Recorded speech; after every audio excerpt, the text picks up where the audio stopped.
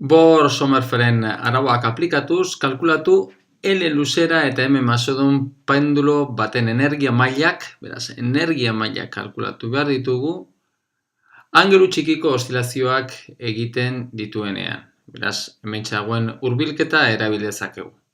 Hau da daukagune penduloa, tita dugu vertikalegiko desbiratzen dana, beraz, tita 0 balio maksimo batetik minus tita 0 balio baterako oszilazioak izango ditugu, eta oszilazio horiek, angelu horiek oso txikiak izango dira, eta orduan hementxe daukagun hurbilketa egin dezakegu. Kasu arrunta batean, adibidez L berdin bat metro eta M berdin bat kilogramo, bereizgarriak aldira ateratzen diren energia maila horiek. Bueno, orduan aplikatu behar dugu, hementxe daukagun esaten diguten Bohr-Sommerfeld arauak, pendulo baten energia mailak kalkulatzeko. Bueno, horretarako, lehenengo eta behin, goratu behar dugu, zeintzuk diren Bohr-Sommerfeld arauak. Ekintza, kasu honetan, ekintza dago titarekin daude erlazionauta, tita dugulako, kasu honetan, dana zehazten duen aldagaia. Eta titarekin lotutako ekintza, beraz, definitzen dana, da H Planck konstantearen anizkoitza. Beraz, lehenengo eta behin, hementxe dagoen titarekin lotutako momentu orokortua definitzeko, daukagun L Lagrangiarra beharko dugu, eta hauxe dugu, bat biren M bider abiadura karratu, tita puntoren funtzioan definituta, L bider tita punto izango dugu abiadura, beraz, L karratu tita punto karratu dugu. Energia zinetikoa beraz hause minus energia potentzia. Eta energia potentzia dugu MGH, eta H hause dugunez orduan MGL bat ken kosinu tita. Eta, klaro, hementxe daukagun hurbilketara erabiltzen badugu, kosinu titaen ordez bat ken tita karratu zati bi jartzen badugu, orduan Lagrangiarraren adierazpena hause dugu. Orduan ikusten duzuenez, hementxe potentzial harmoniko bat daukagu. Eta era honetan beraz, titarekin lotutako momentu orokortua Lagrangiarren tita puntorekiko deribotu partziala dugu ML karratu tita punto. Beraz, kasu honetan, daukagunez, argi dago daukagula momentu angeluarra. Baina kasu honetan momentu angeluarra ez da konstantea. Zer daukagun indarrak zentralak ez direlako. Bueno, orduan hau izan da, beraz, kalkulatu beharko dugu, hementxe honekin lotutako integrala. Integrala ziklo batean kalkulatu behar dugu, eta ziklo batean daukaguna, minus tita 0 batetik tita 0 baterainoko higidura daukagu, eta gero hortik berriro tita 0tik minus tita 0 batera, beraz, egingo duguna da bi aldiz minus tita 0tik tita 0ko hementxe daukagunaren integrala.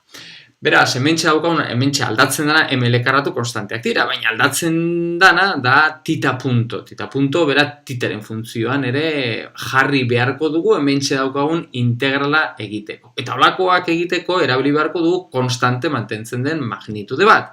Zein da kasu honetan konstante mantentzen den magnitudea? Energia. Orduan, energiaren adierazpena berreskuratzen badugu, energia dugu, energia zinetikoa, zuzenean Lagrangiarretik atera dezakeguna, eta gero gehi energia potentziala, eta hurbilketa eta guztia egiten badugu, orduan energia potentziala lehen ateratokoaren berdina izango dugu tita karratu. Eta hausi izango dugu berdin tita 0-ren funtzioan adirazita tita 0 eta titaren balioa maksimoa denean, tita 0 denean, energia zinetikoa 0 izango dugu, dana izango dugu energia potentziala, beraz, energia kasu horretan izango dugu bat biren MGL tita 0 karratu. Beraz, energia eta tita 0-ren balioak elkar lotuta daude. Orduan, hementxe dagoen adierazpena erabiliz, bai egin dezakeguna da, hemetik tita punto askatu egin dezakegu eta jarri egin dezakegu titaren funtzioan. Bai energiaren bidez edo tita 0-aren bidez. Tita 0-aren funtzioan jartzen badugu tita eta tita 0-aren funtzioan jartzen badugu tita punto, hemetik askatzen badugu, ordan zuzenean, erraz ikus dezakegu, tita punto dugula erro G zati L erro tita 0 karratu minus tita karratu. Beraz, behin eta hausia edukinda, ja badaukagu tita puntuaren adierazpena titaren funtzioan, orain bai jarretzakegu hementxe daukagun eta honen barruan integral hause egiteko. Beraz, ekintza dugu berdin, bi aldiz, L karratu konstantea, kanpora atera ditzakegu G zati L integrala minus tita zerotik tita zerora erro tita zero karratu minus tita karratu diferentzial tita. Beraz, hau da egin beharreko integrala, horretarako ordezkapen metodoa erabiltzakegu eta kontutan ordezkatzen badugu tita beste t aldagai baten funtzioan ordezkatzen badugu eta jartzen badu tita 0 bider kosinu t bezala jartzen badugu, beraz ordezkatzen badugu tita t aldagaiarekin, orduan hementxe dagoen integrala erraz egin dezakegu eta ikus dezakezue nola ateratzen zaigun, behin eta eginda integral hause egin eta gero, ateratzen zaigun balioa ondorengoa dela. Tita 0 karratu, L karratu, erro, G zati L bider pi. Eta hori izan behar da berdin, NH. Hemetxe dagoen kuantizazioa ekintza hause, titarekin hautako ekintzak kuantizatuta dagoelako. N bider H.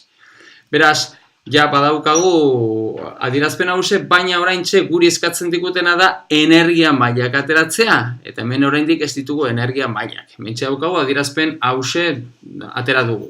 Baina hementxe dagoen tita 0 karratu hau, tita 0 karratu, zuzenean dago energiarekin dago erlazionatuta. Ze bat biren MGL tita 0 karratu energiaren berdina dalako. Orduan egingo duguna, izango da, hemetik tita 0 karratu, hemetik askatzen badugu eta energiaren funtzioan jartzen badugu, dugu bi zati MGL. Beraz, oraintxe egingo duguna, izango da, ordezkatuko dugu, hementxe dagoen tita 0 karratu energiaren funtzioan. Eta hori egiten badugu, orduan lortzen dugun adierazpena ondorengoa dugu. Energia dugu, N H barra erro G zati L. Edo bestera batean esan da N H barra bider omega, hause erro G zati L, badalako penduluak duen maiztasun angeluarra. Beraz, ikusten duzuenez, energia lortu dugun Bohr-Sommerfeld arauak aplikatuz, ikusten dugu nola pendulo honek duen izan ditzaken energia kuantizatuta dagoela, hemen txagertzen den N honekin, eta hauek dira atera ditzaken edo pendulak izan ditzaken energien balioak. Kasu partikular honetan, GL berdin bat, metro eta masa, naiz eta mentxe masan independent izan, bat kilogramokoa denean, orduan ordezkatu dezakegu eta atera dezakegu zein den kasu honetan ateratzen diren balioak. Eta ikusten duzuenez, ateratzen diren balioak benetan oso txikiak dira, H barreren proportzionalekoak dira. Beraz, 10 ber minus, 34 jouleko proportzionalak dira. Eta argi dago, kasu arrunta batean, maila batetik besterako energia tarteak horren txikiak izanik, orduan bereiztezinak dira. Hori dela eta orduan, klasikoki edo mundu klasikoan, mailen arteko alde hori ezinezkoa dugu bereiztea.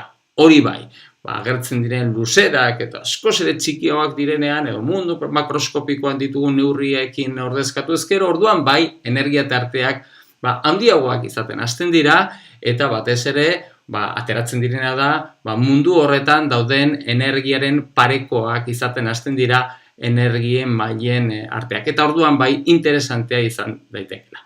Orduan, kasu honetan beraz, ikusi dugu nola, aplikatu dugu Bohr-Sommerfeld arauak, aztertzeko pendulo normal batean, nola egon daitezken pendulo horrek izan ditzaken energia mailak ere kuantizatuta daudela, eta atera dugu baita zein den energia mailen kuantizazio horren energia mailen adierazpena.